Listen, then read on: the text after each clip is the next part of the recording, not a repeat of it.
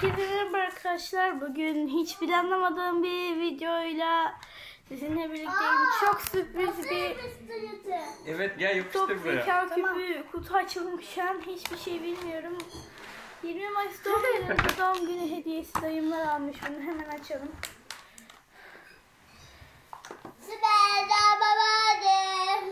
Nereden Açmamı ister misin? Açıyorum. Tamam. Şimdi hangisini açalım? Bence şimdi hepsini açma. Çok merak ediyorum. Bence şimdi ya. Ozmo'yu ye. Bunları sonra açarsın. Tamam. Sen hemen ağladın. Sana da vardı çünkü. Açmanı ister misin? Evet. Annene söyle ama bunu yiyebilir miyim diye. Çünkü simitteydi Şu ya. an nasıl döndüğünü bir Tamam mı? gram bilmiyorum. Hadi git sor annene.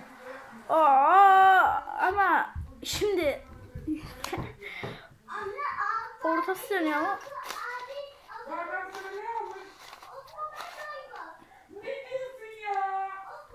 acaba kaç renkli? Abi şeması bile aynı ya. Dur bakayım ismi neymiş? Diyor ki Yet Bal Puzzle Magi Cube.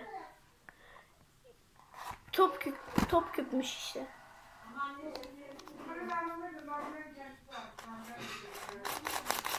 Güzel bir küp, nasıl çözüldüğünü gerçekten bir gram bilmiyorum.